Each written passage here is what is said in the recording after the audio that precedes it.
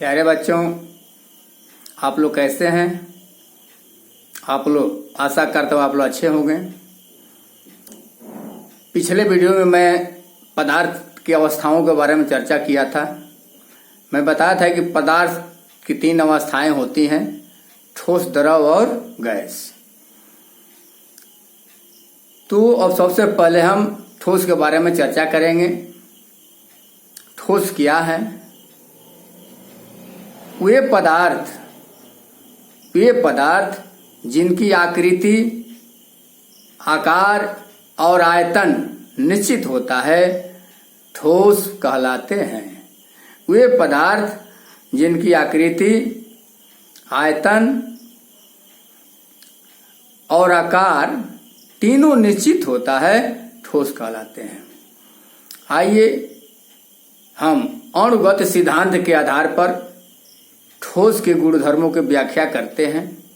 आइए सबसे पहले हम देखते हैं, बोर्ड पर देखिए, आकार के बारे में। आकार, ठोस के अणु एक निश्चित क्रम में व्यवस्थित होते हैं और निश्चित स्थान पर होते हैं। ठोस के अणु एक निश्चित क्रम में व्यवस्थित होते हैं और निश्चित स्थान पर होते हैं, इसलिए उनका आकार निश्चित होता है। उनका आकार निश्चित होता है।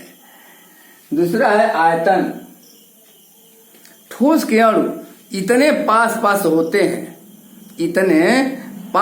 होते हैं कि उनका अंतरक अणु का स्थान 9 के बराबर होता है और वे एक दूसरे को अत्यधिक आकर्षण बल से पकड़े रहते हैं, इसलिए उनका आयतन भी निश्चित होता है। बाहरी दबाव डालने पर वो अपने स्थान से हटते नहीं हैं, इसलिए उनका आयतन निश्चित होता है। यह आकृति, ठोस के अणु एक निश्चित क्रम में व्यवस्थित होते हैं। ठोस के अणु एक निश्चित क्रम में व्यवस्थित होते हैं और उन अणुओं के बीच अंतरा अणु का स्थान न होने के कारण उनका एक दूसरे के प्रति आकर्षण बल बहुत मजबूत होता है, इसलिए उनकी आकृति भी निश्चित होती है।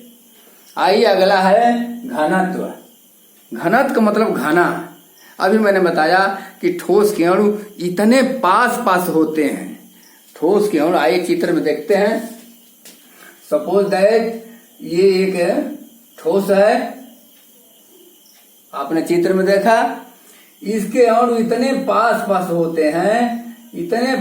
होते हैं कि अंतरा अणु का स्थान 9 के बराबर होता है और ये एक दूसरे को अत्यधिक आकर्षण बल के द्वारा पकड़े होते हैं। इतने नजदीक होते हैं कि इनका घनत्व अधिक होता है, यानी ये घने होते हैं, अर्थात ठोस का घनत्व सबसे अधिक होता है। आइए लास्ट में दिया है समाकृतिकता, आइसोमॉर्फिज्म।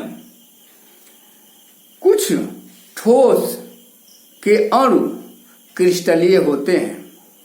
क्रिस्टल समझते हैं, चीनी या नमक। क्रिस्टलीय होते हैं जिनकी ज्यामितीय रचना